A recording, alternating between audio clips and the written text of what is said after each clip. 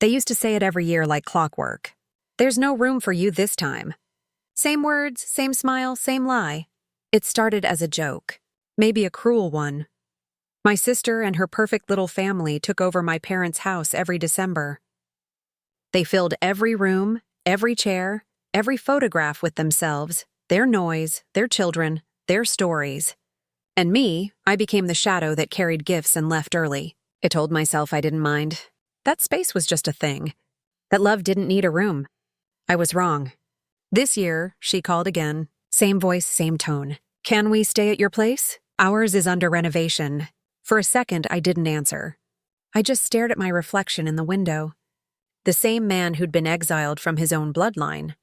But this time something inside me shifted. Of course, I said yes. I even smiled because this year I had room for them. When our parents passed, everything was supposed to be shared. The house, the land, the savings equal halves. That's what the will said. But my sister, with her tears and her husband's lawyers, twisted grief into paperwork. I signed what I didn't understand. And just like that, the house, our home, became hers. She told me, "It's just easier this way. You don't even live there anymore." I laughed. Agreed, pretended I didn't see the calculation behind her eyes. She got the home. I got silence. And every year when they'd gather there for the holidays, she'd call out of obligation, not love, and remind me, "No room for you this year. Maybe next time." It wasn't the house that broke me. It was the way she rewrote the story. Made meth careless one, the drifter, the son who didn't care about family. She used my silence as proof of guilt, my distance as evidence of selfishness. I found out through a cousin's wedding she'd told everyone I'd sold my share willingly, that I didn't want the house, and when her husband, that smug beigeman, offered me a glass of whiskey and said, "You did the right thing letting her handle things. Not everyone's cut out for family responsibility." I smiled back. That was the moment I knew. No anger, not sadness, just clarity. They thought I was harmless, forgettable, perfect. For months I stayed quiet. But silence is a weapon if you know how to use it. First I started with their weaknesses. Her husband had a business, a real estate firm, propped up with borrowed money and inflated promises. I knew someone at the bank, a few well-placed questions, a few documents submitted anonymously, and suddenly their mortgage was under review. Their renovation stalled, their cash flow froze.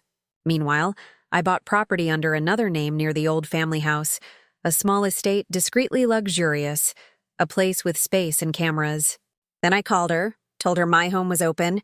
They arrived on a Friday evening, her husband, the kids, their luggage stacked like trophies. "Wow, you've done well for yourself," she said, eyes scanning the house. "Manage," I replied. They didn't notice the subtle details. The identical furniture, the framed photo of our parents I'd taken from the old house before they changed the locks, the faint scent of our mother's favorite perfume, recreated through an air diffuser. I wanted them to feel comfortable, familiar, haunted. Every night, I watched them from the security feed. Arguments started, small then sharp. The husband blaming her for the lost money, her blaming him for their innovation delay. By Sunday, they were cracking. Then came the final step. I invited a few relatives for dinner, the Onis who believed her version of events. I let them see her husband's phone accidentally left open on the table, showing the foreclosure notice I'd arranged to be sent early. Her face drained of color. The silence that followed was louder than any scream. After everyone left, she came to me. Tears, anger, pride, all tangled together. "You did this," she whispered. I looked at her calmly. "You asked for a room, didn't you?" She froze. "You took everything from me and said there was no room." I believed you. I learned to live without space, without voice. But you don't know how to survive without control. Her husband stormed out that night. The bank seized their property weeks later. And as for the old family house, it went on auction. Guess who bought it? Now I sit in my parents' old study. My study with a glass of whiskey in hand. The air feels familiar again. The walls remember me. My sister called last week. She said they were still adjusting. That the kids missed their rooms. I listened quietly. Then I said the words she taught me years ago. "There's no room for you this time." And for the first time, it sounded perfect.